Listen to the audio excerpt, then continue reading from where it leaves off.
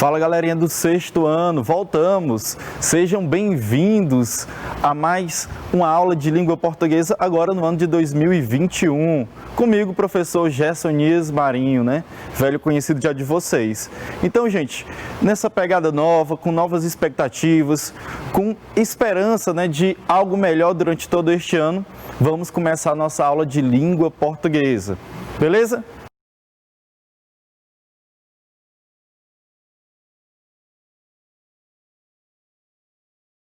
Galerinha, como vocês podem observar o tema, oração e período. É uma continuidade já do tema que nós já vínhamos estudando nas aulas passadas, desde o ano passado, aquela velha piada, Desde o ano passado, como se fosse muito tempo. Enfim, então, gente, este tema é uma continuidade, é um aprofundamento. Eu creio que vocês ainda lembram de alguns conceitos, mas eu trouxe aquele mapa mental da última aula, justamente para relembrar vocês aqui de algumas coisas bem importantes. Olha só o mapa mental, nós estudamos a frase, e aí eu expliquei para vocês que a frase ela vai se dividir de acordo com algumas características que acontecerem nela. Primeiro, lembrar o que é frase. Todo enunciado com sentido completo. Muito bem, rapaz, vocês estão afiados, ainda lembro de tudo.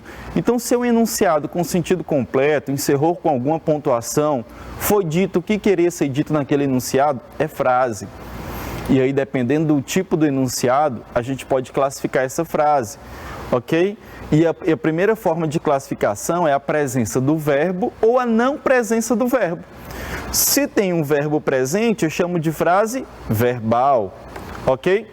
Então, se eu tenho um verbo presente, frase verbal, e esta frase verbal eu posso chamar de período.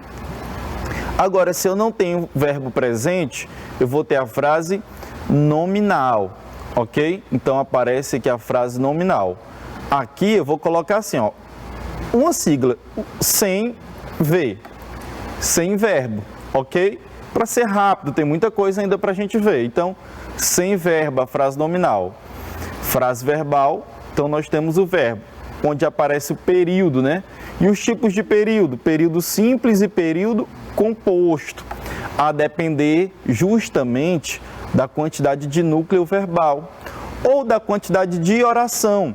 Eu também falei para vocês na época, que o período simples nós podemos chamá-lo de oração, esse período simples aqui, oração, ok?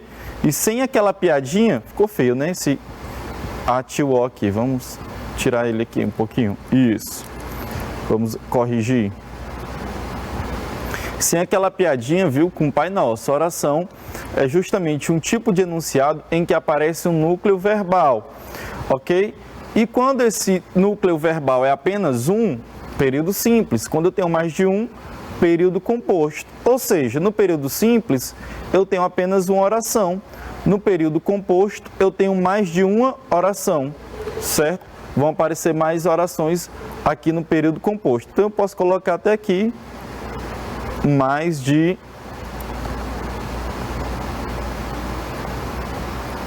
Aqui eu estou resumindo um pouquinho, viu, gente?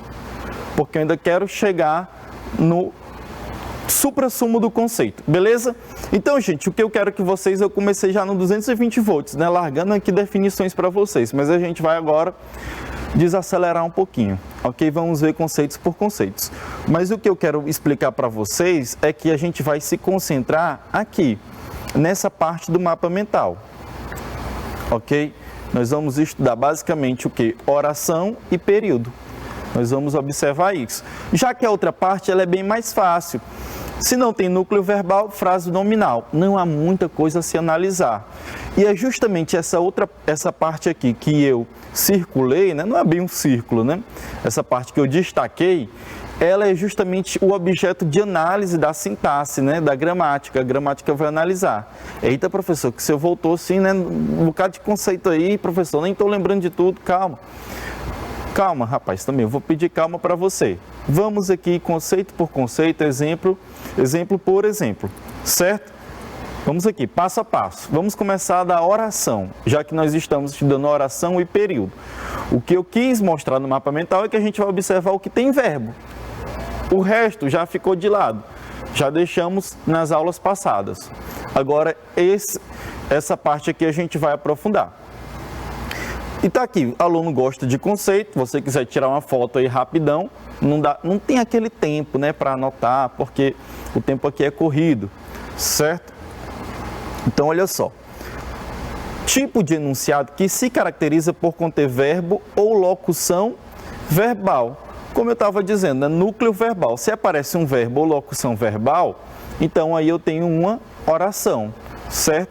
E tem que conter um verbo, ok? Ou uma locução verbal.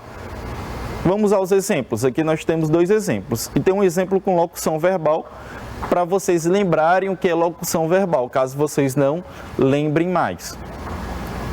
Primeiro exemplo, mais um ano se inicia. Olha, a gente está até iniciando aí ainda 2021, né, no mês de janeiro ainda. Então a gente pode colocar aqui, né, essa oração, esse enunciado aqui, justamente como algo referente à nossa atualidade. E o que é interessante vocês observarem, mais o ano se inicia. Vocês vão observar logo esta palavra aqui, porque esta palavra aqui é um verbo. Todo mundo lembra o que é verbo, gente. Foi mais de um mês, praticamente, a gente estudando verbo. Então, vocês lembram o que é verbo. São 2 dicas, né? A primeira dica é só conjugar a palavra, certo? Eu, tu, ele, nós, vós, ele, ou eles ou elas, né? No caso, então você pega essa palavra e inicia e conjuga ela. Eu inicio, tu inicias, ele ou ela inicia e por aí vai, ok? A segunda dica é lembrar, se indica ação, se indica um estado, mudança de estado ou um fenômeno da natureza, verbo também, ok? Essa segunda dica ela é mais teórica, ela é mais analítica. A primeira não, basta você pegar a palavra e conjugar. Ela é mais prática, é um macete melhor, certo? Então, mais um ano se inicia, temos aí um verbo. Se nós temos um verbo, eu posso dizer que esse enunciado aqui, ele contém verbo. E se ele contém verbo, eu posso chamá-lo de frase? Posso, ele é uma frase, porque é um enunciado com sentido completo. Mas eu posso chamá-lo também de oração, certo? É uma frase verbal, é uma frase que contém verbo, tem um núcleo verbal. Então, nesse caso aqui, não é apenas uma frase como qualquer outra frase. É uma frase que eu posso denominar de oração. Beleza? Porque tem verbo. Então, todo este enunciado aqui, por conter o verbo, ele é uma oração. E se não contiver verbo, professor, não tiver de jeito nenhum verbo na frase, como já expliquei para vocês nas aulas anteriores, é apenas uma frase nominal, ok? Como, por exemplo, bom dia, boa tarde, boa noite. Não há verbo ali, então frase nominal. O outro exemplo. Os ladrões foram levados pela polícia. Por que é importante eu colocar este exemplo, né? Vou explicar. Este exemplo aqui, ele contempla uma locução verbal.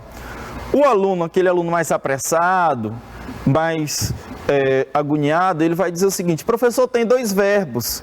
E o senhor disse que contém 2 verbos, eu prestei atenção lá no início da aula, professor, eu vi. O senhor disse que contém 2 verbos, né? Pode ser 2 orações, já não é um período... Calma, rapaz, sem agonia. Prestem atenção aqui, vamos focar aqui. Você pode observar e achar que são 2 verbos diferentes. E na realidade são, ok? Porém, os 2 eles se juntaram para uma mesma função, para um dito só, ok? Os 2 aí, um está com uma função para justamente indicar o tempo, é o verbo auxiliar, e o outro está trazendo o significado, né, da ação em si. Então, um apenas indica o tempo que ocorreu o fato e o outro indica justamente o fato ocorrido. Prestem bem atenção. Os ladrões foram levados pela polícia. Este fato, ele ocorreu no passado, ele ocorre no presente ou ele ocorrerá no futuro? Quero ouvir vocês, hein? Bem alto aí da sua casa. No passado, professor, está dizendo aí que já aconteceu, eles já foram levados pela polícia.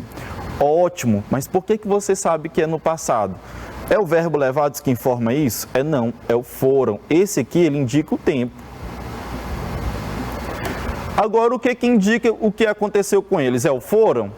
Não apenas o foram, principalmente, né, o levados. Esse levados aqui é que indica o que aconteceu, né, com eles, certo? Então, esse aqui ele indica a ação, ok? Os dois verbos, né, juntos, eles se juntam justamente para formar o tempo composto, né? Um vai indicando mais a ação acontecida e outro vai revelando o tempo, né?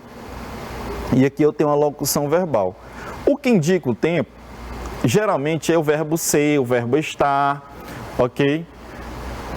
Esses dois tipos de verbos é que indicam tempo. Eles são meio que vazios de sentido mesmo, eles não são verbos significativos. E a gente chama eles de verbo auxiliar. E o que indica a ação, a gente chama ele de verbo principal. Tá aqui, ó, verbo auxiliar mais verbo principal, nós temos a locução verbal, ok?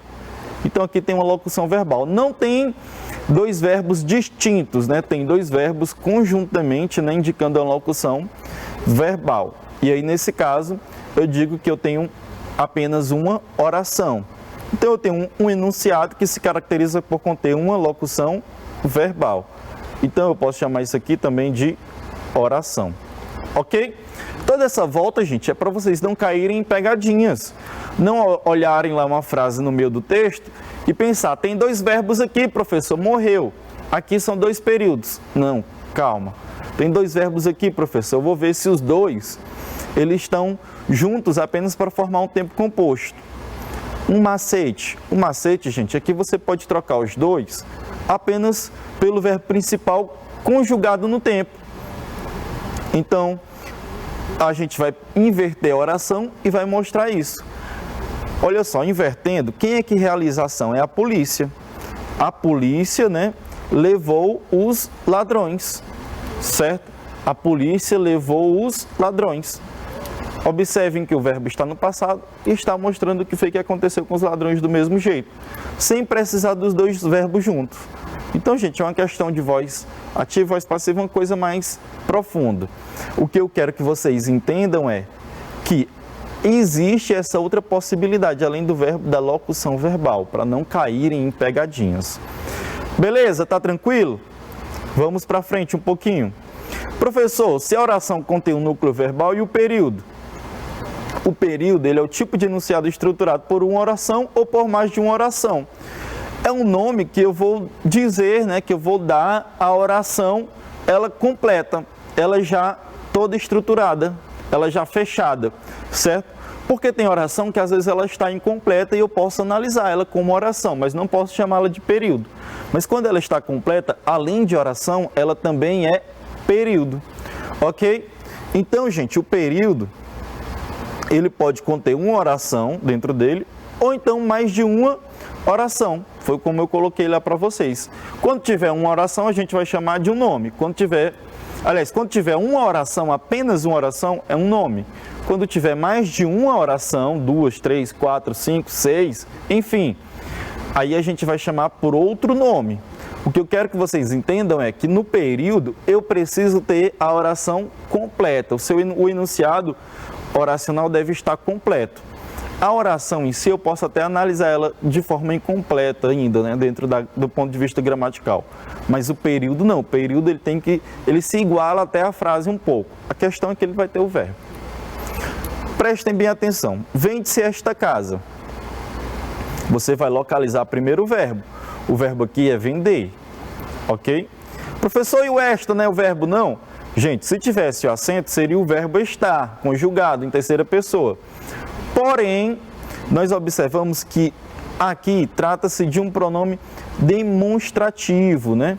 Esta casa. É só você trocar casa por apartamento. Aí você vai trocar esse pronome demonstrativo. Ele vai sair do feminino para o masculino. Vende-se este apartamento. Você já não vai mais confundir com o verbo. Ok? Então aqui não é verbo. Temos apenas um verbo. Se nós temos apenas um verbo, consequentemente nós temos uma oração.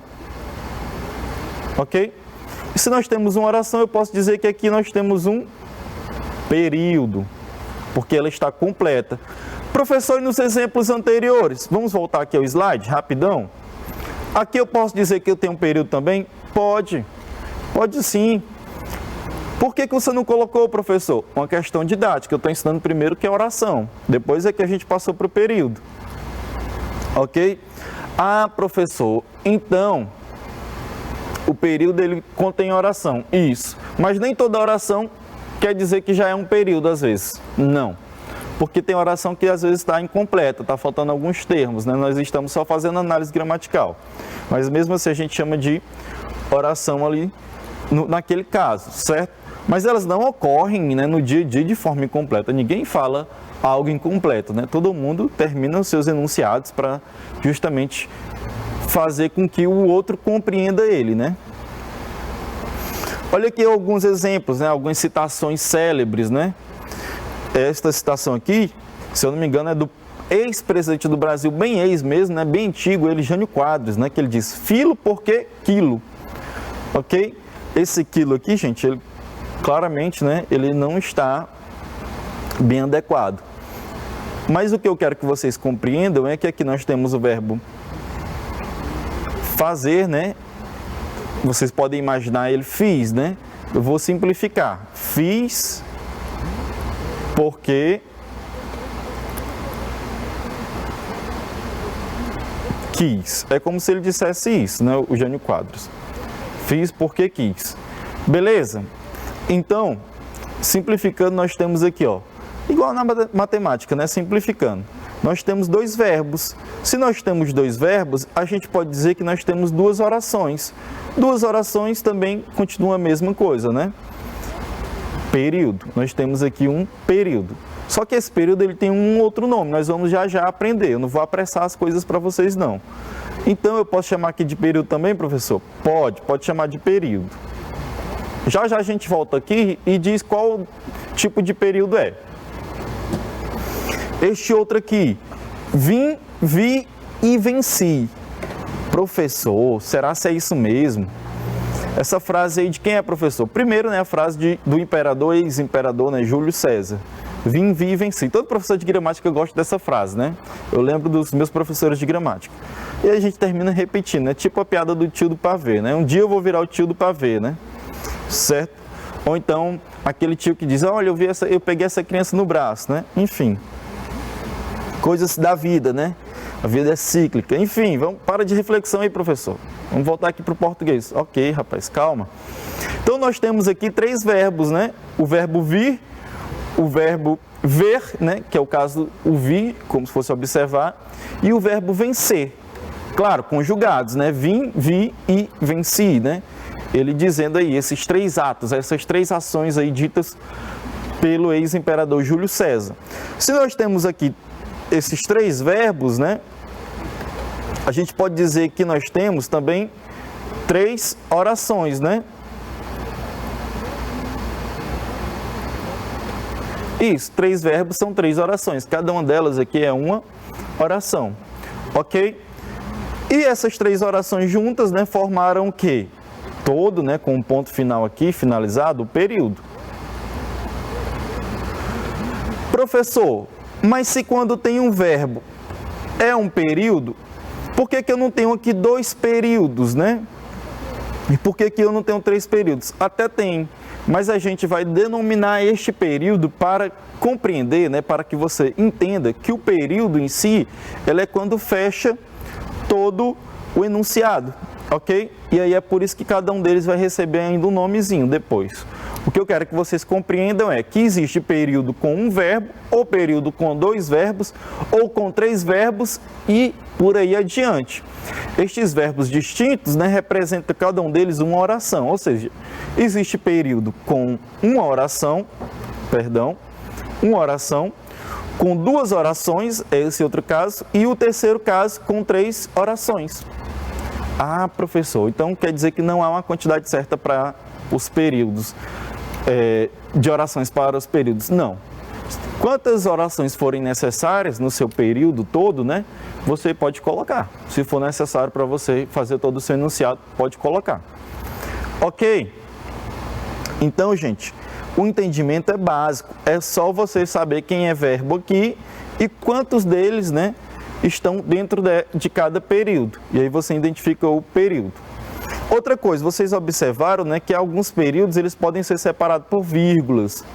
Exatamente, como eles estão dentro, né, do mesmo enunciado, aliás, as orações, como está dentro do mesmo enunciado, olha, o ponto final aqui é para as 3 orações, né? Essas duas aqui, elas são separadas por vírgula. Outras podem vir sem a vírgula, né? É o caso aqui deste segundo período, que o porquê é que faz uma conexão entre eles. Nesse caso não é preciso a vírgula. Pode colocar vírgula? Pode, em alguns casos, né? E o i, esse aditivo aqui, né? O izinho aditivo. Também geralmente ele vem sem a vírgula. Quando ele vem com a vírgula é para separar sujeitos e outras coisas também. Tranquilo, vocês vão ver que o que eu vou cobrar de vocês é mais básico do que eu estou falando. Ok? Então vamos aqui, ó. Período simples. Agora entra sim os conceitos que a gente vai compreender. O período simples é o tipo de enunciado estruturado por apenas uma oração, com um núcleo verbal. Voltando lá para o slide, qual dos três exemplos tem apenas uma oração, tem apenas um núcleo verbal? Isso, rapaz. Pensou bem aí? Se tu respondeu que é esse primeiro aqui, então este período aqui eu posso chamar ele de simples. Por quê? Ele tem apenas um núcleo verbal, ele tem apenas um verbo.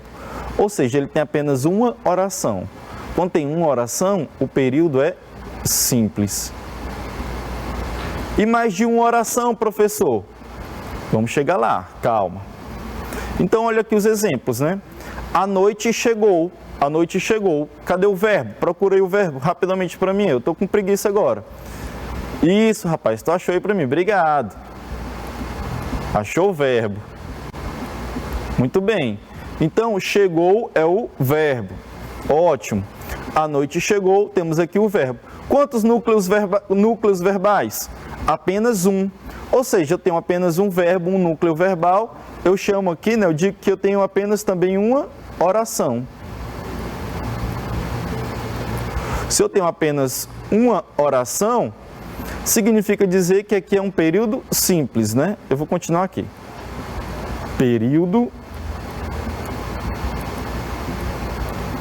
simples. Beleza? Ótimo. O homem vinha a cavalo.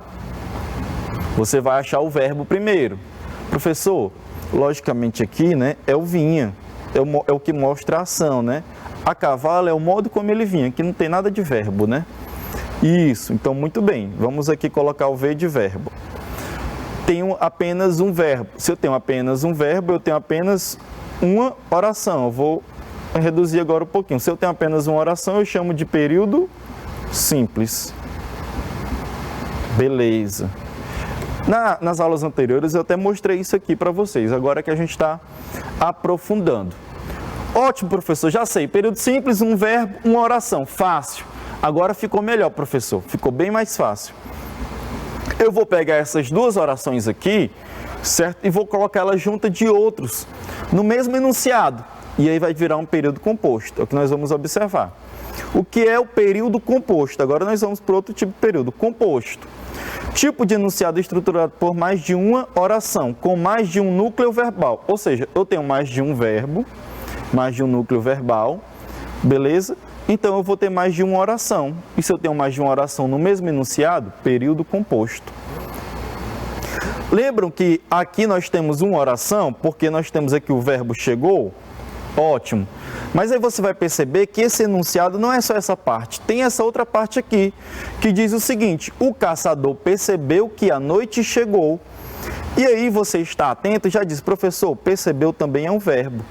Então, se eu tenho aqui verbo e outro verbo, eu tenho dois núcleos verbais no mesmo enunciado, olha o ponto final aqui. Então, eu posso chamar de período composto. Vou colocar PC de período composto. Exatamente. Entendeu? Agora eu tenho duas orações, porque cada núcleo verbal desse aqui, eu posso até colocar aqui, ó. Aqui eu tenho um O de uma oração, vou colocar assim um Ozinho, para não parecer que é o 10, né? E o 2O, que é a segunda oração. Tenho duas orações, período composto. Olha este outro exemplo aqui, né? Lembra que eu coloquei o homem vinha a cavalo? Agora eu desenvolvi aqui nessa oração junto com outra. O homem que vinha a cavalo parou. Professor, aqui já tinha assim, ó, vinha a cavalo. Eu já sei que aqui é uma oração, certo? Desde o que? Aqui eu tenho uma oração. Verdade, você tem aqui uma oração. Mas essa oração, ela está no meio de outra. O homem parou. Eu posso dizer que aqui é outra oração. O homem parou. Então, nós temos aqui, né, a segunda oração. Só que ela está aí, né, intercalada, né? Intercalada no meio, né? Certo? E aqui nós temos um período composto também. Essa frase eu até trabalhei também ela nas aulas anteriores, né? O homem nasce, cresce, amadurece, reproduz, envelhece e morre. Cada um desses aqui é um verbo. Nascer, crescer, amadurecer, se reproduzir, envelhecer e morrer. Professor, 1, 2, 3, 4, 5, 6. 6 verbos. Quantas orações? Para ti. Bora, 1 segundo. 0, 1. 6 orações. Muito bem. Se você respondeu 6 orações, está correto. Professor, 6 orações, é orações demais, professor. E agora, será como é que eu chamo? Período composto também. PC, de período composto. Por quê? Porque você tem mais de uma oração. Não importa quantas. Se é mais de uma oração no mesmo enunciado, período composto. Fácil demais, rapaz. É muito fácil esse assunto.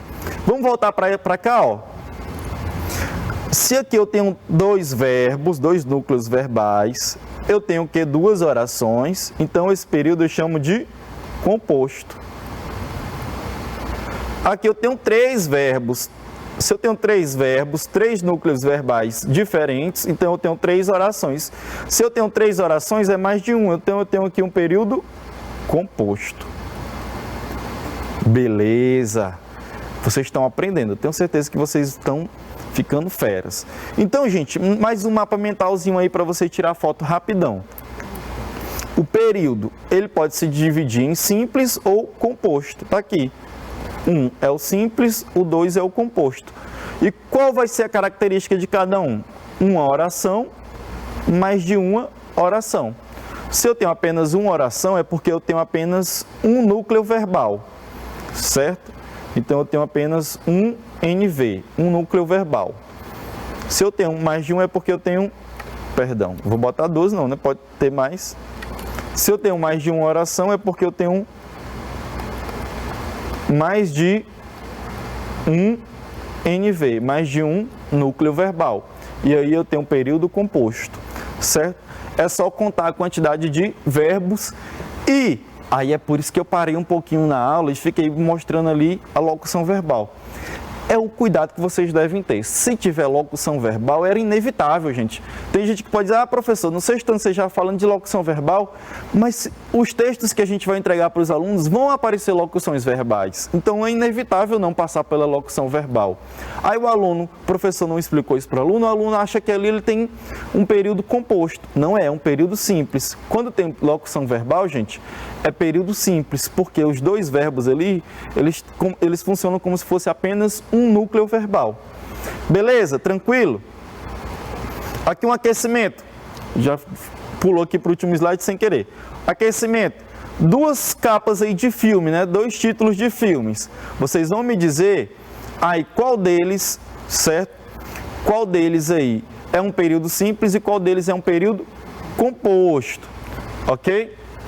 Rapidamente. 10 segundos para vocês.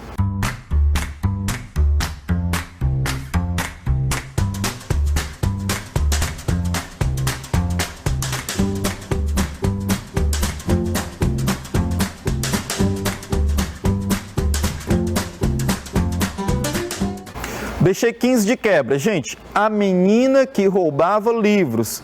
O verbo aqui, roubava. Já o outro, bater ou correr. Eu sei que não tem ponto final, mas é porque é uma questão estética. Bater ou correr. 2 verbos, 2 núcleos verbais. Então, aqui é período composto. E a menina que roubava livros é período simples. Os 2 filmes são bons. Um é comédia, outro tem um peso cultural melhor. Fica a dica aí, viu, para hoje. Se você quiser assistir um filme, tá aí os 2. Bons estudos, viu, galerinha? Boa aula e até o próximo encontro. Valeu!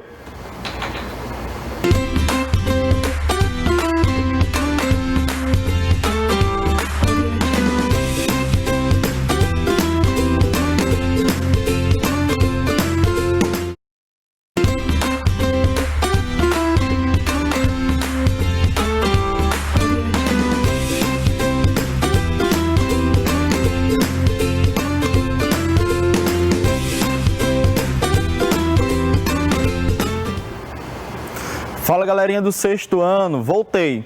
Agora, gente, vai ser treino, certo? Nós vamos treinar, professor Jassonias Marinho me apresentando aqui de novo. É uma continuidade da aula anterior. Nós vamos treinar oração em período em textos, né, que são verbetes de enciclopédia. Ah, professor, enciclopédia, eu nunca nem peguei na enciclopédia. Tenho certeza que você já consultou a enciclopédia, sim. Pode não ser aquelas mais conceituadas, mas já consultou a enciclopédia. Vou mostrar para vocês, certo? Então vamos agora ao slide.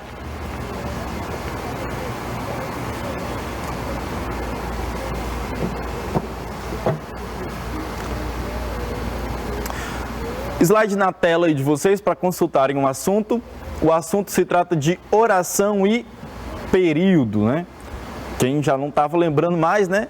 Acabou de dar agora em outra aula, você já não estava lembrando, tá aí, oração e período, acontece, né? Beleza? Então vamos aqui para as questões, sem perda de tempo, porque nós ainda vamos aqui comentar de vez em quando alguns verbetes, né? Coloquei aqui alguns verbetes de enciclopédia, né? Para a gente observar com alguns temas aqui para vocês, certo? Então temos aqui o primeiro verbete. Este verbete de enciclopédia, né, eu tirei da enciclopédia Minipédia, né, um aplicativo de celular, você pode baixar, eu acho que está disponível nas lojas, né, Google Play, eu estou fazendo até propaganda aqui, né, Google Play, Apple Store, enfim, né, qual for aí o software do seu celular, você baixa aí esse Minipédia, né.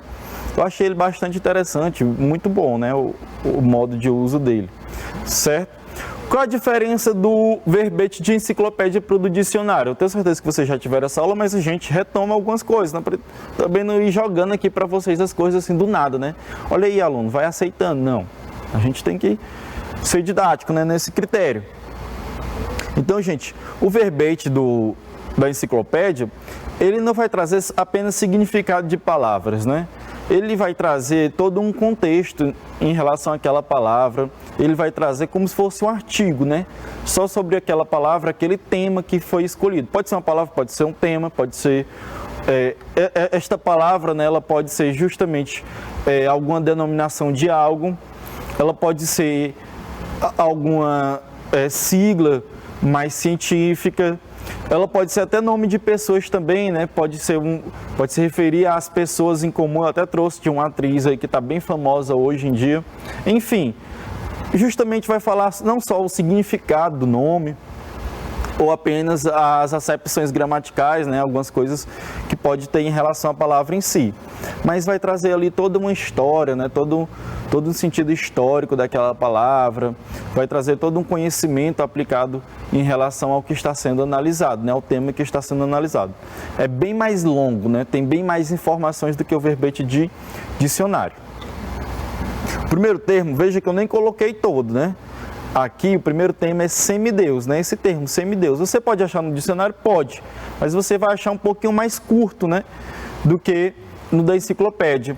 Ele vai até dizer o que é também, né, a classe gramatical lá no dicionário. Coisa que aqui não é análise linguística, né?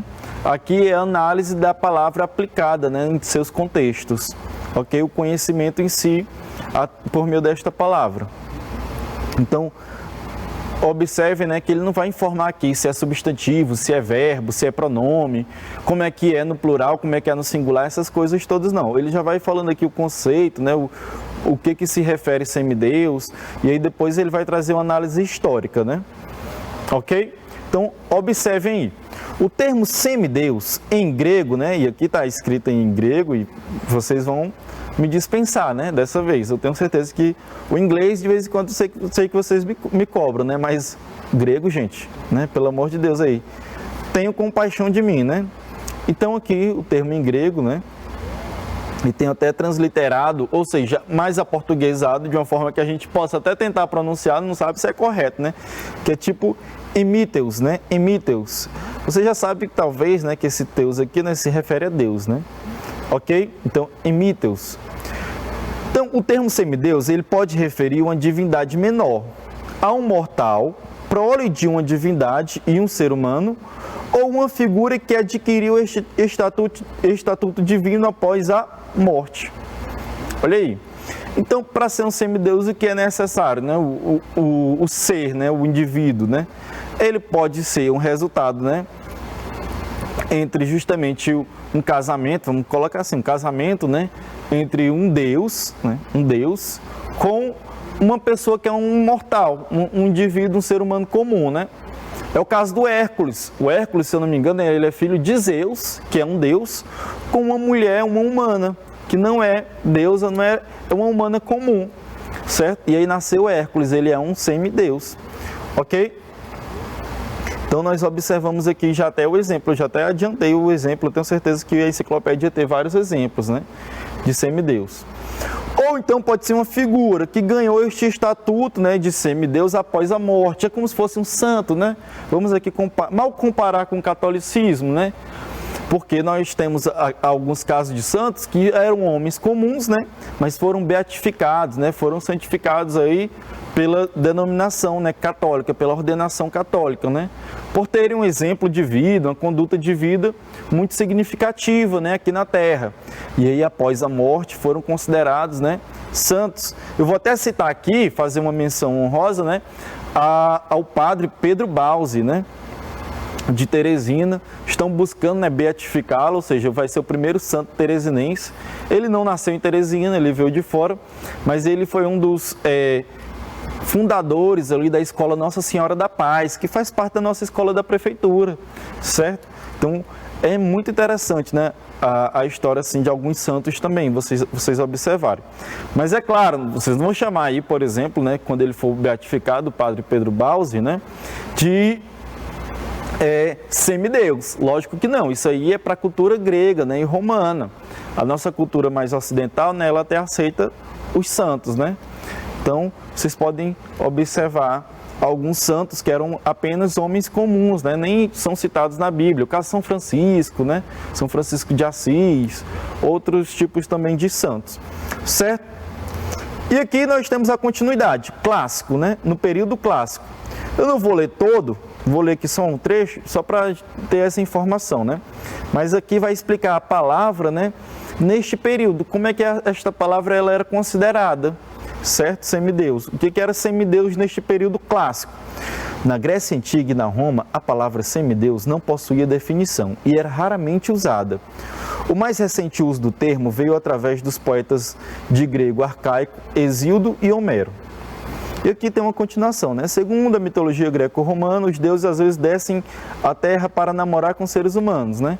E aí tem uma continuidade. Mas nós não vamos analisar tudo isso, até porque a nossa análise vai ser mais gramatical.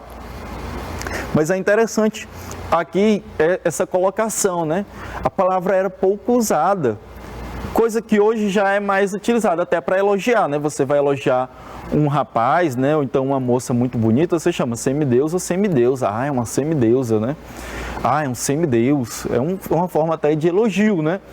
Também, se a gente estivesse aqui com um dicionário, a gente poderia colocar essa acepção mais informal de semideus. Você pode elogiar alguém assim, né? Você para mim é um semideus ou uma semideusa, né? Mas informal, não é formal. Porque você sabe que a pessoa não é nascida, né, entre um casamento entre um deus, né? Que é imortal, com uma pessoa, um mero mortal, né? E nem ganhou ainda esse estatuto após a morte. Tranquilo? Fechando isso aqui, vamos para o que a questão quer. No primeiro tópico do verbete, que é o primeiro tópico, é isso aqui tudo, primeiro tópico do verbete, né? Primeira coisa que ele está assuntando aqui sobre o verbete semideus. E ele quer saber o que há: uma oração, um período simples, um período composto ou dois períodos simples. Nós vamos analisar o que existe aqui. Se apenas tem tópico que pode ser uma oração só, pode ser apenas um período simples, pode, tem uma coisa aí repetida, né? Mas deixa quieto. Só um período composto, pode. Tem tópico que pode ser dois períodos simples, pode. Qualquer um desses aqui é possível, certo? Nós vamos analisar o que? O núcleo verbal. Gente, é verbo, tem que olhar para o verbo. O termo semideus, e aqui nós isolamos os parênteses, pode referir. Nós temos aqui um núcleo verbal. Lembram da locução verbal, né? A gente pode utilizar até aqui, ó, o termo semideus refere-se.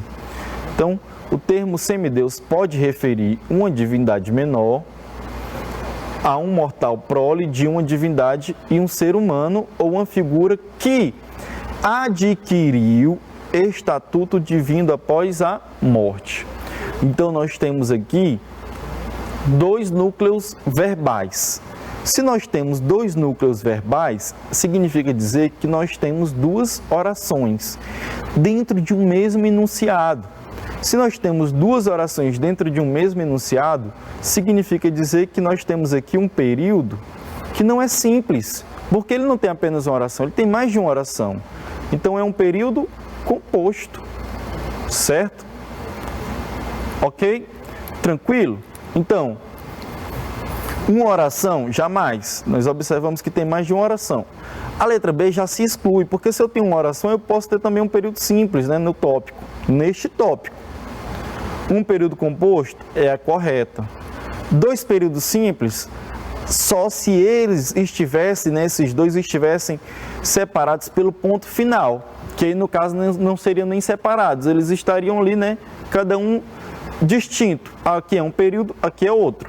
Se tiver apenas vírgula, é uma separação dentro do enunciado. Mas se tiver ponto final, é porque eu encerrei um período e comecei outro período.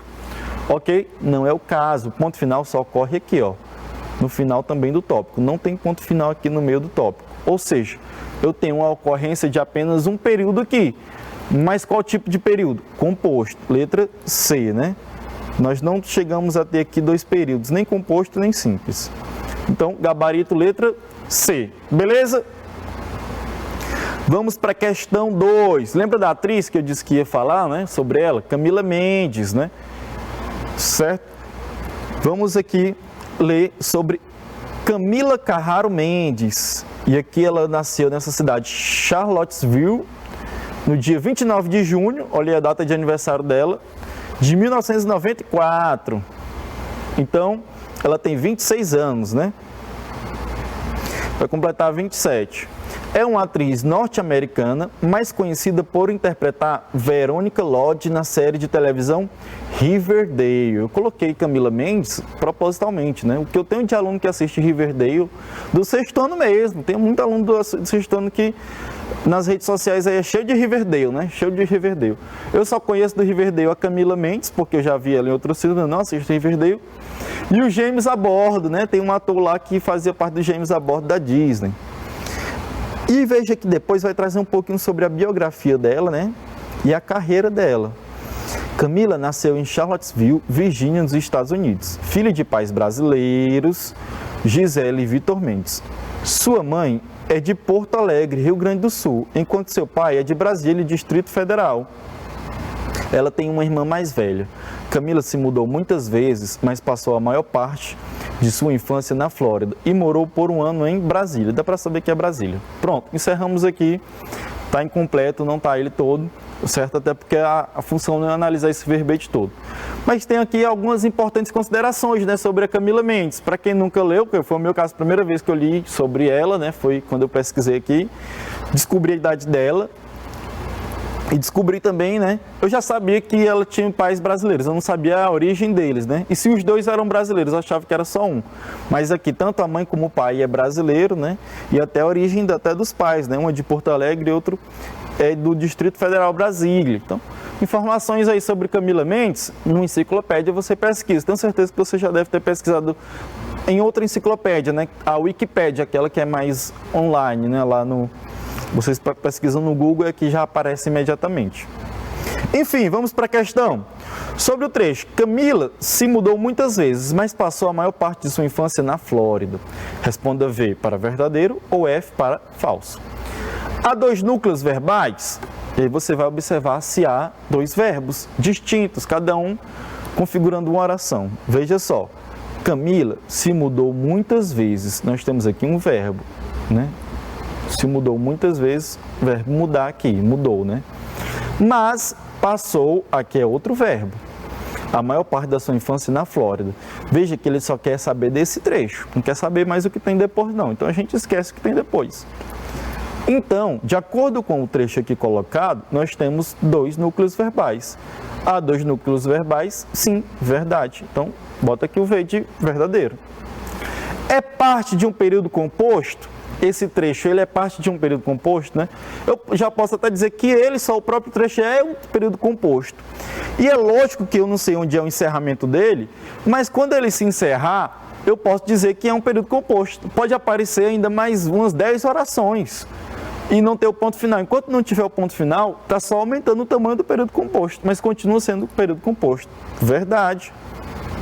Então, só por ter aqui os dois núcleos verbais, já posso dizer que aqui é um período composto. Eu só não sei onde é que ele se encerra.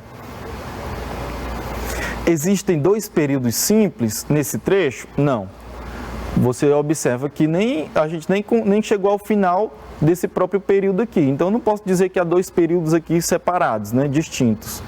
De forma alguma. Falso. Não existem dois, né, períodos simples. Pode existir dois períodos compostos aqui nesse tópico, mas não sei também, né? A vírgula separa as duas orações. Cadê a vírgula? Vamos observar a vírgula aqui, ok? Temos Camila se mudou muitas vezes. É uma oração, verdade. Mas passou a maior parte da sua infância na Flórida. É outra oração. Então, nós temos a primeira oração aqui e a segunda a partir do mais aqui, certo?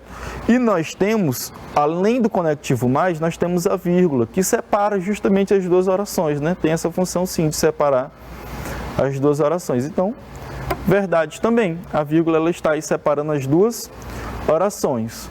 Beleza? Tá tranquilo? Então, gente, falso só essa daqui. Porque para ter dois períodos simples, eu preciso ter um ponto final, encerrando um período e outro ponto final para encerrar o outro período. O resto tudo é verdade. Facinho, né? Tranquilo, gente. Olha como tá fácil. Tá tão fácil que essa terceira questão eu vou ler, vou aqui falar tudo e vou deixar um tempinho para vocês analisarem. Muito parecida com aquela outra que a gente fez. Eu fiz as duas primeiras, essas outras duas que vêm agora, na terceira e a quarta, vocês vão fazer. Vamos fazer a primeira leitura aqui em conjunto, né? Gente, eu nem estou me atentando muito para a visualização de vocês. Deixa eu dar o zoom aqui para melhorar, já que nós vamos fazer a leitura em conjunto. Certo? Colocar aqui o zoom no texto. Red Dead Redemption, né? 2. Ou 2, né? Eu comecei em inglês e terminei em português. Muito bem, professor. Então, o que é isso, né? Eu já joguei muito. Jogava demais. Mas vamos ler.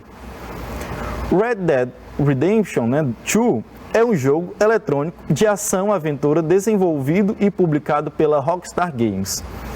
É o terceiro título da série Red Dead e uma prequela de Red Dead Redemption, tendo sido lançado em outubro de 2018 para PlayStation 4 e Xbox One, e em novembro de 2019 para Microsoft Windows e Google Stadia.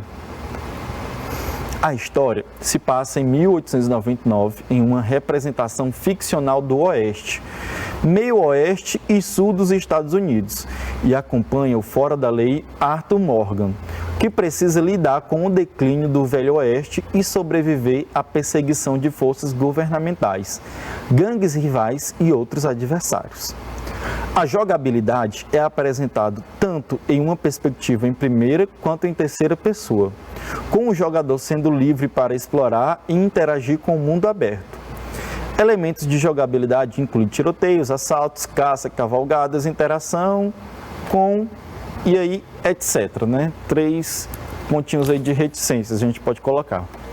Galerinha, quem já jogou, né, este jogo, tranquilo, né?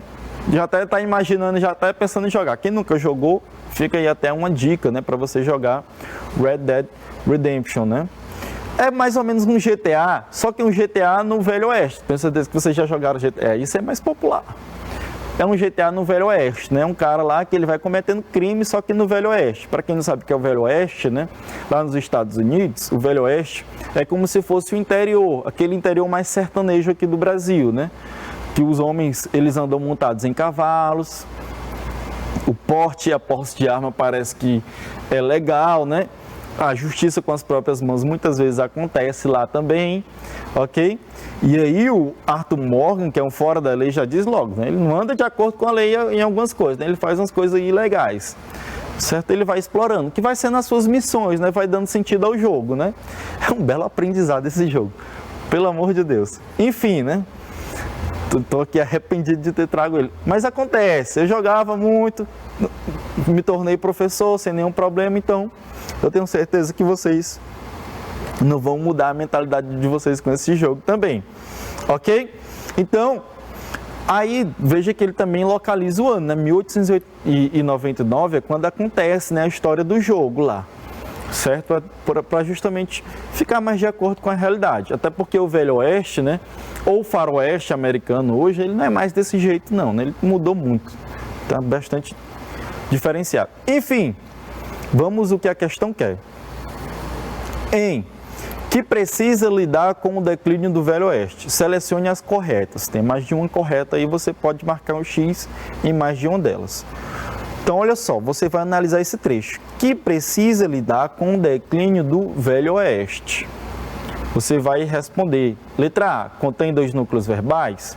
B, é formado por locução verbal. C, existem 2 períodos simples. D, faz parte de um período composto que constitui toda a frase.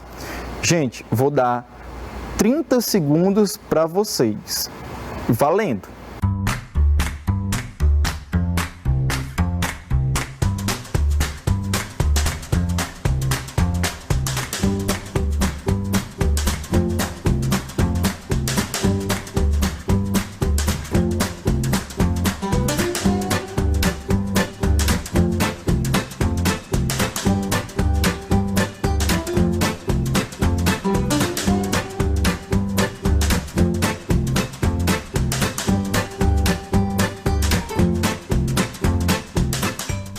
Pronto, no meu aqui já passou 35 segundos, hein? Então já vem uns 5 segundos aí de acréscimo.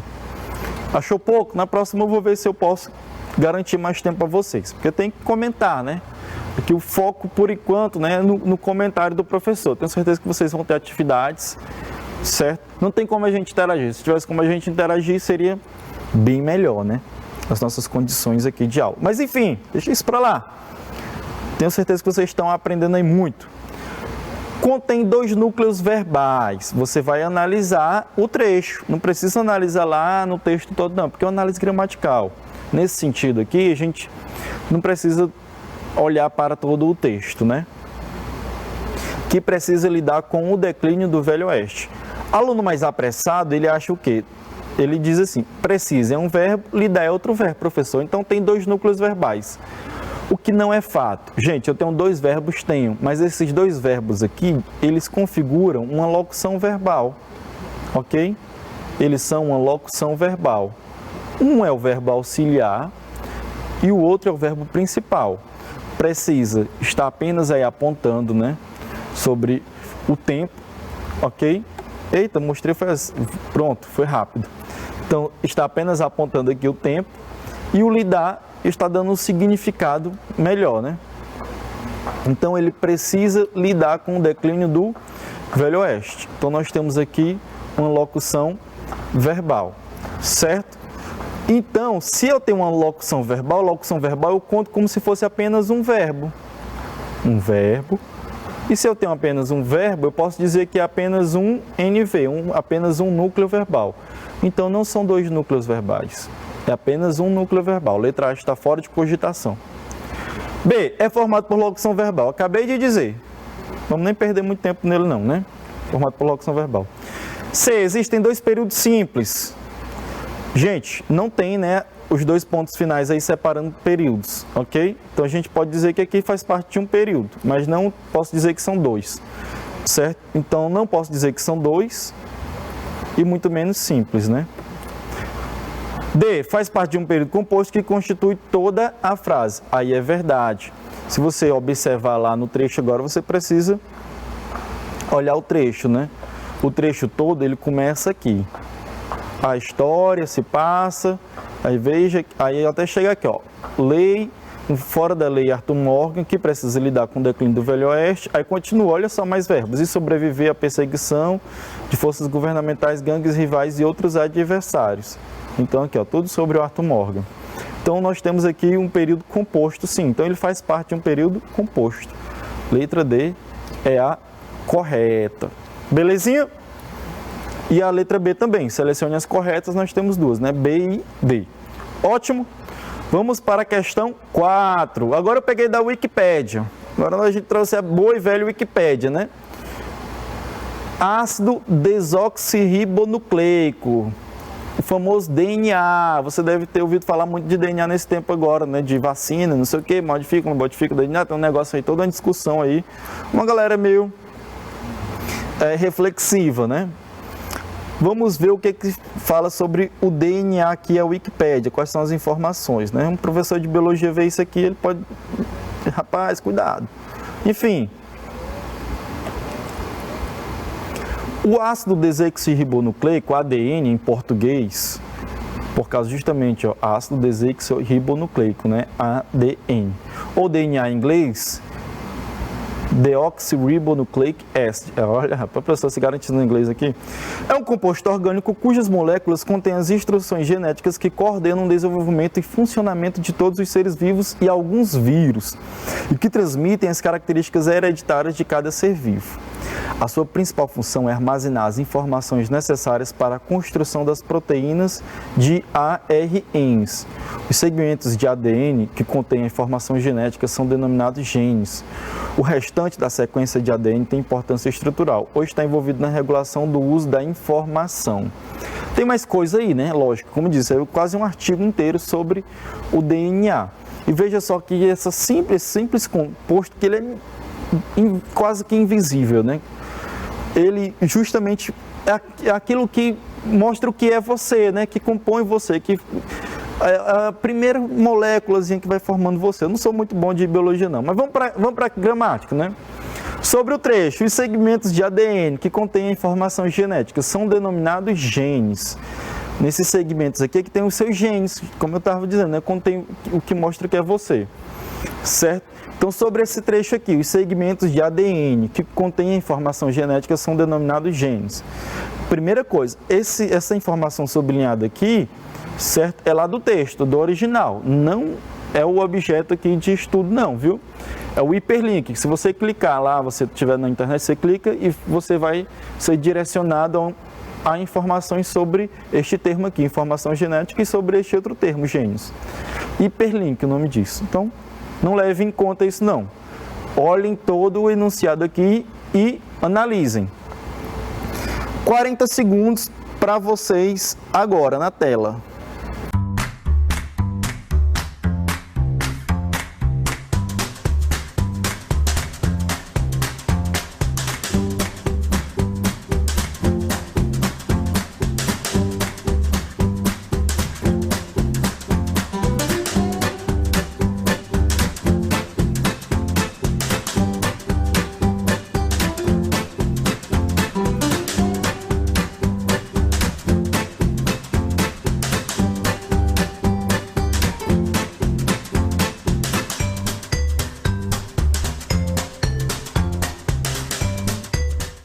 Pronto, já estava entrando, era nos acréscimos, 40 segundos já foi. Galera, vamos analisar aqui a frase. Os segmentos de ADN que contêm... Então, quando eu falo analisar, a gente já vai para verbo. Verbo. A informação genética são... A gente pode chamar de verbo, mas veja que ele tem um acompanhamento. São denominados genes. Então, aqui eu tenho locução verbal. São dois verbos, né? Que a gente pode dizer que tem função de um só, é um núcleo verbal só. Veja que a letra A já pergunta isso. Contém locução verbal. E aí, rapaz, tu marcou o quê? Tu marcou aqui essa? Tu selecionou ela como correta? Se sim, você está certo. Contém locução verbal. Olha aqui, são denominados, né? A gente pode trocar o são denominados por denominam-se, né? A informação genética denomina-se genes. É formado por dois núcleos verbais? Sim, né? Contém e os são denominados. Então, nós temos também a letra B como correta. Existem dois períodos simples? Gente, o período nem fechou, não tem como dizer, né? Se são dois períodos, se são dois períodos simples, se são dois períodos compostos, nem fechou. O que eu posso dizer é que eu tenho um período composto aqui, certo? Então, dois não. É um período composto? Sim, verdade. Ok? Vamos conferir aqui. As três são as corretas. Belezinha? Galera, é só isso. Analisar verbo, locução verbal e dizer se é simples ou é composto. Depende da quantidade. A aula se resume nisso. Então, gente, bons estudos e até o nosso próximo encontro, a nossa próxima aula. Valeu, galerinha!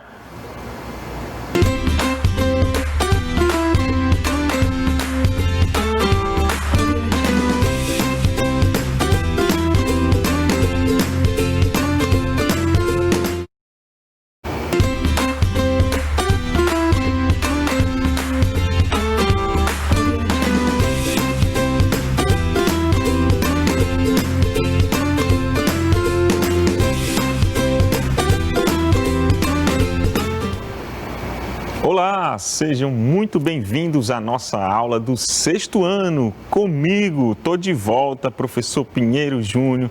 Passei uma temporada aí sem ministrar as aulas. Agradecer ao professor JJ que me substituiu, meus amigos, meus caros alunos. Eu tive um pequeno probleminha de saúde, mas estou aqui de volta para a gente reiniciar, retomar essas aulas com vocês, alunos do 6º ano, tá certo? E claro, a gente está começando um novo ano. A gente vai dar uma revisada em alguns conteúdos que a gente trabalhou no ano passado, tá certo? A gente ainda não sabe direito como é que vai ser esse novo ano de 2021 em relação às escolas, mas a gente está aqui começando esse novo ano junto com vocês nas aulas aqui no Em Casa Eu Aprendo. Então, vem comigo e vamos lá para a nossa aula de hoje. Olha só, pessoal, nessa aula de hoje a gente vai revisar um assunto que eu gosto muito, que é a Grécia Antiga, né? A gente vai falar sobre o quê? A gente vai falar sobre a formação política da Grécia Antiga, falar sobre a cidadania e sobre a cultura grega, ok? Então, fica ligadinho, ó. A gente está destacando aí para vocês essa aula. A professora Juliana já trabalhou com vocês lembram da professora Juliana? Ela trabalhou bem lá, acho que por volta de agosto, setembro, se eu não estiver enganado. E aí, quando eu assumi as aulas, eu até falei um pouco sobre essa questão da Grécia Antiga. E agora a gente está retomando, revisando um pouco desse assunto com vocês. Por quê? Porque a Grécia Antiga, ela tem muitas contribuições para a nossa cultura, ok? Então, vamos lá, vamos para a nossa... conferir as nossas habilidades. Nessa aula de hoje nós temos uma habilidade que é EF06HI12. Qual é essa habilidade? Explicar a formação da Grécia Antiga com ênfase na formação das polis. Já entendeu o que é polis, tá bom? Fica tranquilo. E nas transformações políticas e socioculturais, tá bom? Políticas, sociais e culturais. Então, a gente vai entender um pouco nessa habilidade como é que surgiram as cidades, que são as polis, as cidades gregas, e toda a influência dessas polis, dessas cidades, no processo de político, social e cultural. E também os impactos disso no nosso tempo presente, tá bom? Vamos lá comigo. Só para a gente entender um pouco, isso aqui é uma informação que tem no seu livro de história, tá certo? Quando a gente está estudando a Grécia Antiga, geralmente nos livros, nos primeiros, no capítulo que trata sobre a Grécia, geralmente bem no início do capítulo, ele traz a divisão dos períodos da história grega, que é dividida em 5 períodos. A gente tem o período pré-homérico, o período homérico, o período arcaico, o período clássico e o período helenístico, tá bom? Essa informação é importante para a gente se situar no tempo. Aqui a gente vai apresentar para vocês de uma forma geral, mas aqui a gente traz uma informação bem interessante para você entender que a história da Grécia é dividida em 5 períodos. Como eu sempre falo para vocês, a história é uma disciplina que tem muito a ver com geografia. Então a gente trabalha muito com mapas. Por quê? Porque a gente trabalha, a história trabalha com o tempo e a geografia trabalha com o espaço. Então a gente tem que se situar no tempo e no espaço. Por exemplo, a gente está falando da Grécia Antiga, eu estou falando para você Grécia Antiga, aí você tem que imaginar onde é que fica a Grécia Antiga. Se a gente pegar no mapa mundi, a Grécia atual, né, e a Grécia Antiga, como está demonstrado aqui no mapa, ela fica mais ou menos no sul da Europa, tá certo? E aí, nesse mapa, a gente tem a divisão todo o território da Grécia em 4 grandes territórios, que é a Grécia peninsular, que é essa parte rosa, a Grécia continental, que é essa parte verde, que tinha um espaço territorial maior, a Grécia oriental, que fica mais próximo da Ásia, do continente asiático, e a Grécia insular, que são essas regiões das ilhas que ficam aqui no Mar Egeu e no Mar Mediterrâneo, tá certo? Então, só para você se situar também no espaço, a gente trouxe para vocês esse mapa aqui, ó, para você entender, ó, que a Grécia Antiga, né, ela se localizava nessa região ao sul da Europa e um pedacinho da Ásia, tá bom? Acompanha aqui, olha só.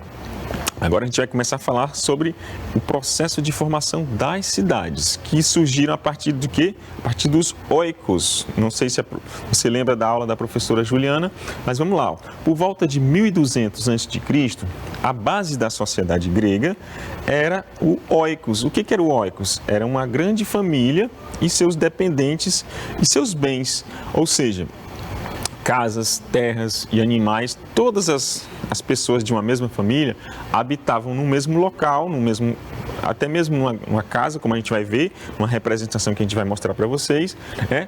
E esse grupo familiar de pais, mães, avós, tios, parentes, até agregados, pessoas que viviam naquela família, elas formavam um núcleo familiar, um núcleo chamado oikos, tá certo? E aí a gente vai entender que as cidades gregas, elas vão surgir a partir desse grupo pequeno, que é o oikos, tá certo? Vamos ver aqui como é que funciona esse processo de formação. É importante destacar, ó, que vários povos ocuparam a Grécia Antiga. Aí nós temos os primeiros que ocuparam os jônios, eólios e dórios. Esses povos, eles formavam vários oikos, que eram, como eu disse, núcleos familiares de posse coletiva de bens, certo? Quando a gente falar no oikos, você vai lembrar sempre assim, de uma grande família. Muitas pessoas viviam no mesmo espaço ou no mesmo território. Esse era o oikos. E aí, aos poucos, esses grupos, eles começaram a dar origem às cidades. Por quê? Porque eles começaram a se unir. Um oikos, uma família, começava a ter relações com a outra família, iam se aproximando, iam criando laços e aquele território ia se unindo. Um oikos, um grupo familiar se unia a um outro grupo familiar e aí isso ia criando laços e aí ia se estabelecendo uma formação de uma pequena sociedade, tá certo?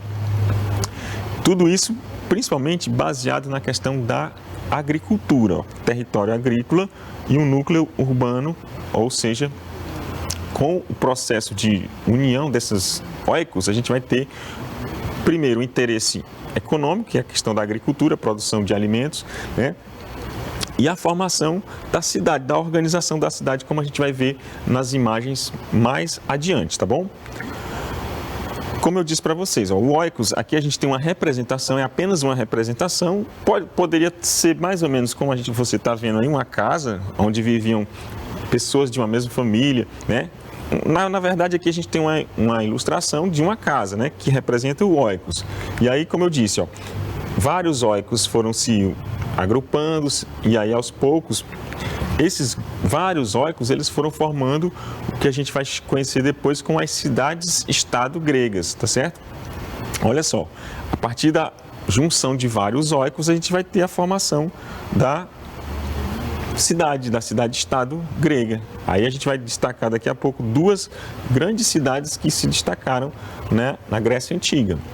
Aqui, nessa representação, nessa imagem, a gente tem aqui, ó, a Acrópole, que é essa parte principal da cidade, geralmente era onde eram tomadas as decisões políticas e, se você observar, ela fica bem no topo, onde era possível ter aquela visão de toda a cidade e também para dar a ideia de controle, tá certo? Controle político.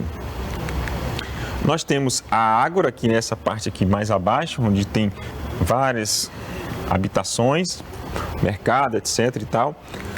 Tinham pequenas aldeias, pequenos grupos que ficavam um pouco mais afastados do núcleo principal, né, da Acrópole, da Ágora.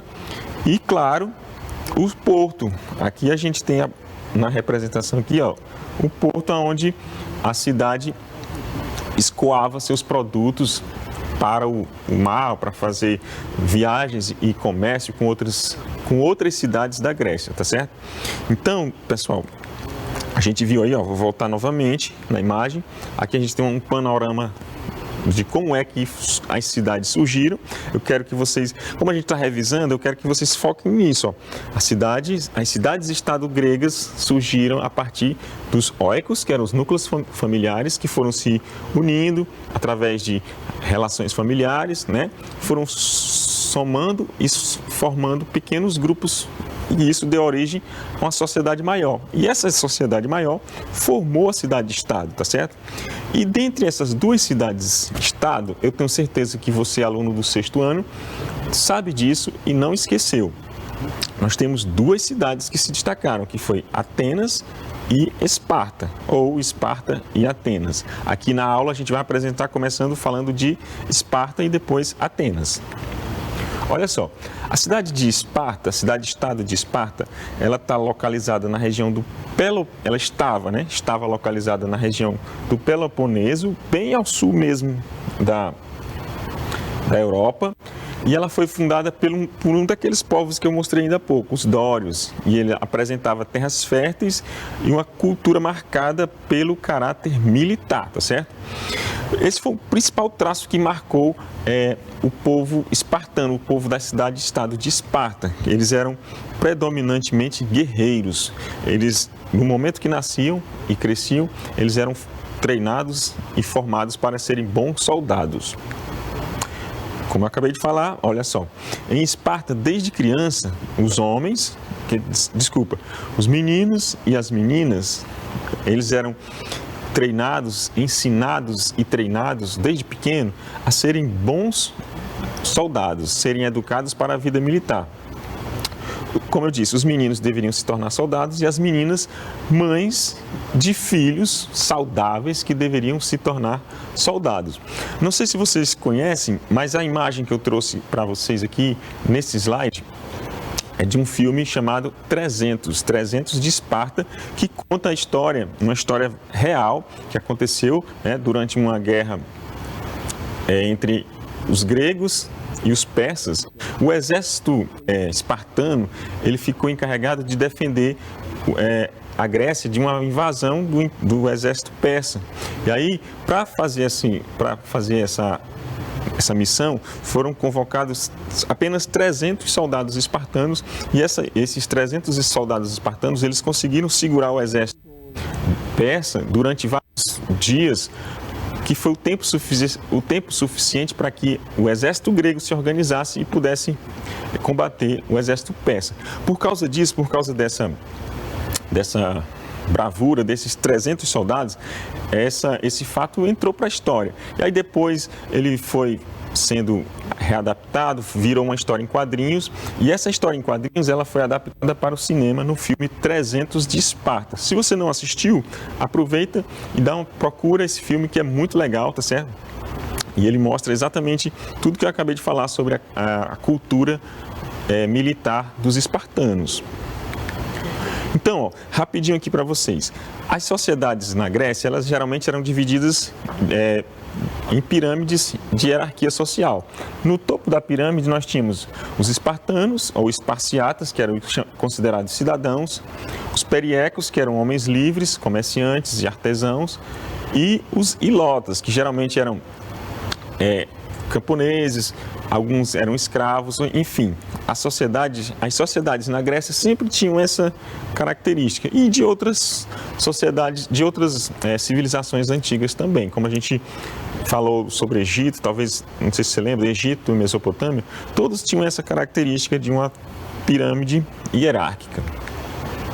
Agora a gente vai falar rapidinho aqui sobre a Grécia, sobre Atenas, que é a segunda cidade que se destacou da Grécia Antiga, certo? Ela é localizada onde? Na Península Ática, na região montanhosa, mas com litoral e portos naturais. Atenas fica mais ou menos localizada nessa região, bem próximo também de Esparta. E ela se destacou principalmente, para a gente avançar um pouco aqui na nossa revisão, ela se destacou principalmente no desenvolvimento de um conceito de política totalmente inovador, que é a democracia. Para desenvolver esse tipo de governo, se destacaram 2 legisladores gregos, o Clístenes, que é aquele camarada lá do lado direito do seu vídeo, lado esquerdo do seu vídeo, e o Péricles, aqui do lado direito do seu vídeo, que criou um tribunal popular para aperfeiçoar a democracia ateniense. Para a gente entender melhor, vamos lá. A palavra democracia significa o quê? Ela é a junção de 2 palavras gregas. Demos, que significa povo, e kratos, que significa poder. Ou seja, democracia significaria algo como poder do povo. Hoje em dia, esse sistema político está presente na grande maioria dos países do mundo, tá certo?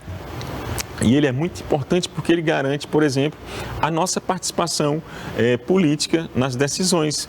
Como agora, em outubro, a gente teve isso. Em outubro, a gente teve... Em novembro, a gente teve as eleições, não foi? Então, por que a gente vota? Por que a gente escolhe os nossos candidatos? Porque a gente vive num sistema político democrático, onde a gente toma decisões coletivas, tá certo? Então, isso é muito importante você entender isso, que a democracia que a gente vive hoje surgiu lá na Grécia Antiga, mais especificamente em Atenas, ok? Não esquece disso. Mas tem um detalhe, lá na Grécia Antiga, vou destacar aqui para vocês, ó. Na Grécia Antiga, somente os cidadãos, que eram os homens livres, nascidos na Grécia, eram considerados cidadãos e somente eles tinham o direito de participar das decisões políticas. Aí, por exemplo, mulheres, escravos e estrangeiros não eram considerados cidadãos, ou seja, eles não podiam participar. Isso lá na Grécia Antiga, tá certo? Mas hoje, na democracia moderna, a gente tem o reconhecimento universal de todas as pessoas, ou seja, na democracia moderna, a ideia de democracia é que todas as pessoas participem, homens, mulheres, não importa, tá certo? Eu quero apenas que vocês entendam isso. Ó. A gente falou sobre o surgimento das cidades, falamos sobre a Esparta, a questão militar, e em Atenas a gente destacou principalmente a questão da democracia que surgiu lá na Grécia Antiga, como uma forma de participação política, ou seja, quando você ou eu, ou seu pai, a sua mãe, participam de decisões políticas, votando, ou de outras ações para o bem da sociedade, nós estamos exercendo a nossa cidadania, ou seja, eu sou cidadão quando eu participo ativamente da vida pública da minha cidade, tá bom? Não esqueçam disso, cidadania é igual a participação política. E aí, novamente, ó, em Atenas a gente tem uma pirâmide social muito parecida com a de Esparta, onde a gente tem no topo da pirâmide os eupátridas, que eram chamados também de cidadãos, que eram as pessoas nascidas em Atenas, homens livres. E a gente tem os metecos, que eram chamados, como eram chamados os estrangeiros, e num grupo, no topo da pirâmide social, tinha os escravos, né? Pessoas que não tinham direito ao seu próprio corpo, certo? E aí, importante destacar, ó, pessoal, lá na Grécia Antiga as mulheres não tinham o direito de participação política, tá bom? Vamos rapidinho aqui, a gente tem alguns minutinhos ainda na nossa aula, vamos destacar para vocês nessa revisão aspectos culturais importantes da Grécia Antiga. Por exemplo, a mitologia grega. Assim, os gregos, assim como outros povos, eles acreditavam em vários deuses, ou seja, eles eram politeístas. Eu tenho certeza de que você, aluno do 6º ano, sabe o significado de politeísta, ou seja, politeísta é aquele povo que acredita em vários deuses. E para os gregos, os deuses habitavam em um local chamado Olimpo, ou Monte Olimpo. E esses deuses, para eles possuíam características semelhantes aos seres humanos, como amor, ódio, inveja, sabedoria. Aí eu trouxe aqui para vocês, nessa imagem, ó, alguns deuses do Olimpo, alguns até bem conhecidos: Zeus, Poseidon, Atena, Hefesto, Ares. Eu vou destacar aqui para vocês alguns rapidinho, os que eu lembro. Zeus era o deus principal, né? O deus de todos os deuses. Poseidon era o deus que representava os mares, Ares, ele representava o deus da guerra, Ártemis, a deusa da natureza, cadê Atena? Atena, deusa da sabedoria. Enfim, como eu disse para vocês, os gregos, eles acreditavam em vários deuses e acreditavam que esses deuses, eles tinham características humanas. E aí, por exemplo, para cada sentimento ou para cada, digamos assim, virtude, as pessoas oravam ou rezavam para um determinado deus. Isso é uma característica marcante da religiosidade grega ou mitologia grega. Outra característica cultural interessantíssima e que está muito presente nos dias atuais, por exemplo, no ano passado não aconteceram os Jogos Olímpicos, mas esse ano vai acontecer em Tóquio, no Japão. Os Jogos Olímpicos que a gente conhece hoje, eles surgiram na Grécia em 776 a.C., na cidade de Olímpia. Olha só, eu falei na aula sobre as duas principais cidades gregas, Atenas e Esparta, mas na Grécia existiam muitas outras cidades.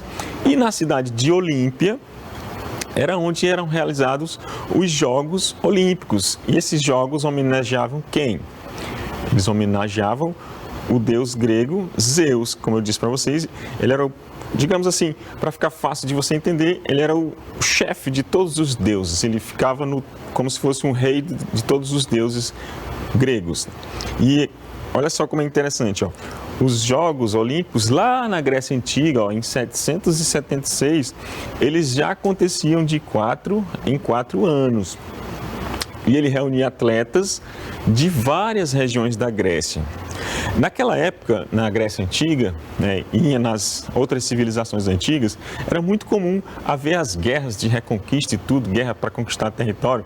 Mas durante esse período dos Jogos Olímpicos, na Grécia, todas as guerras paravam, porque todo mundo queria participar dos Jogos e aqueles Jogos eram considerados sagrados também, tá certo? E aí muitas cidades mandavam os seus atletas para irem competir lá na cidade de Olímpia. Não esqueça disso. Olha só na ilustração aqui, ó. A gente tem na primeira ilustração do lado direito do seu vídeo, esquerdo do seu vídeo aí, os jogos antigos, representados em imagens, em pinturas feitas em cerâmica. Aí a gente tinha algumas modalidades esportivas que surgiram naquela época, por exemplo, a corrida, a luta, arremesso de disco, arremesso de dardo, que são provas que também fazem parte dos Jogos Olímpicos modernos. Agora aqui nessa segunda imagem, se você observar, ó, a gente já tem modalidades bem diferentes, bem modernas mesmo, como diz a palavra. A gente tem a natação aqui, a esgrima, o tiro, mas se você observar, nós temos a corrida e também o uso de animais, também corrida de cavalo e hipismo, ele também era praticado lá na Grécia Antiga. Agora, só uma curiosidade para você, aluno do 6º ano, então, não sei se você sabia disso, mas olha só, aqui nessa imagem você vê os atletas com seus uniformes, bacana e tudo mais, mas lá na Grécia Antiga tinha um detalhe, só quem podia participar como atleta eram os homens e o mais curioso é que durante as provas os atletas competiam pelados, sem roupa. Já pensou? Curioso, né? Mas era uma forma deles também demonstrar o seu porte físico, a sua força e seu corpo atlético, tá bom? Uma curiosidade para vocês. Outro aspecto cultural grego que também marcou muito e marcou até hoje as civilizações, a nossa civilização, as civilizações ocidentais, é a filosofia grega. O que era a filosofia? A filosofia era uma forma que os gregos encontraram de entender o mundo. Vocês lembram que eu falei ainda há pouco sobre os deuses gregos, a mitologia grega? A mitologia ela surgiu um pouco antes da filosofia. A mitologia, de certa forma, era uma forma que os gregos tinham de tentar entender como é que o mundo. Eles imaginavam aqueles vários deuses e seus significados. A filosofia foi um pouco mais além. Ela queria saber o porquê das coisas. Por exemplo, por que chove? Por que a gente fica doente? Então, homens pensadores lá da Grécia Antiga, eu não coloquei aqui, mas posso destacar para vocês dois pensadores, dois filósofos muito marcantes na filosofia grega. Um deles é Sócrates e o outro Platão. Também tem o Aristóteles, que foram grandes filósofos e eles dedicaram toda a sua vida a tentar entender o mundo e o homem, certo? A filosofia se esforçava por conhecer de forma clara e racional a natureza, o ser humano e o universo que nos rodeia e a metamorfose que nelas acontece. Olha só, pessoal, a filosofia vai dar origem ao que hoje a gente conhece como ciência. Se hoje a gente tem tecnologia, se hoje eu estou falando com você, você está me vendo aí na televisão, é por quê? Porque alguém quis entender o mundo e o ser humano lá no passado, na Grécia Antiga. E aí isso foi dando origem a novas descobertas e a descoberta da ciência, tá bom? O teatro grego também é uma contribuição cultural muito importante dos gregos para a sociedade moderna. Ele teve origem na Grécia Antiga, lá no século V a.C., e ele tinha uma função social e cívica, ou seja, o teatro e suas representações, eles estavam associadas principalmente às festividades religiosas, sobretudo às celebrações que saudavam o deus Dionísio. O deus Dionísio era um deus, deixa eu ver se eu não estou enganado, era um deus que estava relacionado às festividades, à colheita, tá certo? E ao vinho. E aí o teatro era uma forma de celebrar, de certa forma, esse deus, certo? Mas o mais interessante do teatro é que ele foi dando origem ao que a gente conhece hoje como teatro moderno. E, por exemplo, se hoje você assiste novela onde os atores representam personagens, é por causa da teatro grego, que influenciou o nosso mundo moderno hoje, tá bom? Só para a gente ver aqui, aqui é uma fotografia do teatro de Dionísio, que fica em Atenas, na cidade de Atenas, que a cidade ainda existe. Olha como é bonito esse teatro. Era um teatro a céu aberto, tá certo? Os atores, eles encenavam as peças ao vivo para todo mundo. Olha, parece um estádio de futebol, né? Só que ele tem um desenho um pouco diferente para facilitar a questão da acústica, a questão do som da voz dos atores. Se você observar esse paredão na parte de trás, ele ajudava, por exemplo, na propagação do som. E aí os atores tinham que falar bem alto para poder todo esse público ouvir. Mais uma curiosidade sobre o teatro, somente homens encenavam as peças. Se houvesse um personagem que era mulher, tinha que ser interpretado por um homem, tá bom? Gente, resumindo aqui para vocês, a gente falou sobre a localização da Grécia Antiga, bem no início da aula. Falamos sobre o surgimento das cidades, certo? As cidades surgiram a partir dos oikos, lembra disso. O surgimento da democracia, nós falamos sobre a questão da democracia, que significa governo do povo, e a democracia tem tudo a ver com a cidadania, que a cidadania é quando você, seu pai, sua mãe, eu, todas as pessoas da sociedade participam ativamente para que a sociedade melhore, tá bom? E agora, no finalzinho da aula, a gente falou sobre a cultura grega e a sua influência no nosso mundo moderno. Aí a gente falou sobre a mitologia, não foi? A questão de que os gregos são politeístas, ou seja, politeísta é o quê? Pessoas que acreditam em vários deuses.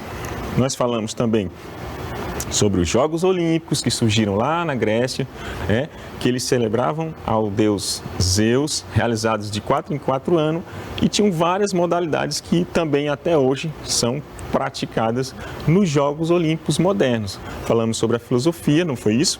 Também falamos sobre o teatro, que, por exemplo, deu origem às novelas que a sua mãe com certeza deve assistir, tá bom? Então é isso. Nós chegamos ao final da nossa aula, certo? Eu estou de volta. Eu gostaria muito de agradecer a cada um de vocês que ficou até o final dessa aula assistindo, atento, anotando, tá certo? A gente tem um desafio muito grande pela frente, que é esse ano novo de 2021 que está começando. Eu espero que vocês estejam sempre atentos, ligadinhos aqui no canal, tá certo? Anota tudo, faz as suas atividades, contribui com a sua escola, continua estudando, que isso é o mais importante. E todas as semanas a gente vai estar com vocês aqui nas aulas pela TV, tá bom? Então, é isso. Eu espero vocês na próxima aula. Tchau!